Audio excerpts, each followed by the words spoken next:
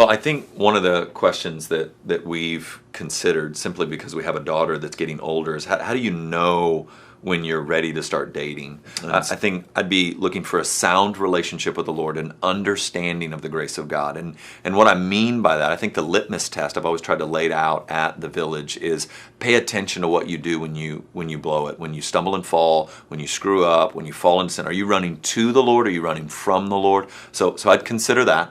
Do you have a good understanding of the gospel? The second thing is, are you walking in the type of Christian community where men and women might weigh in on the relationship? And so I think that would be a second piece. I think a third piece is a good understanding of what you're dating towards and for. Are you dating just because you want to hang out, or just because you want to make out? Or are you dating with a view of the end goal of marriage, lifelong commitment, children, and the type of family unit that glorifies God and make much of His name? And if you're 35 and you're coming to me going, hey, am I ready to date? I'm going to ask these questions. Do you understand the gospel? Do you have strong Christian community? And are you dating with the biblical end in view? Anything else, Bill?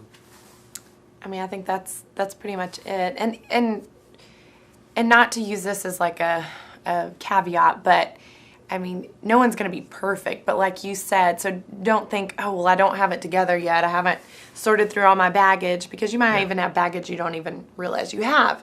But what do you do when you're confronted with that? Do you try to make it better, or do you run to the Lord? Do you run and preach the gospel to yourself? So yes, going for all those things, but if you're kind of like, well, gosh, I don't know if I'm ever going to be ready, don't be defeated.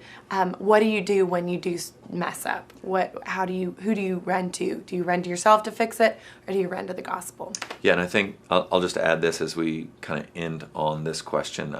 I think that the idea of marriage as such a huge sanctifier of our lives, most single guys that I know don't think they're selfish. They live by themselves, or they live with a bunch of other dudes, and they just don't think they're dirty, and they don't think they're selfish, and and then they get married, and all of a sudden they become aware.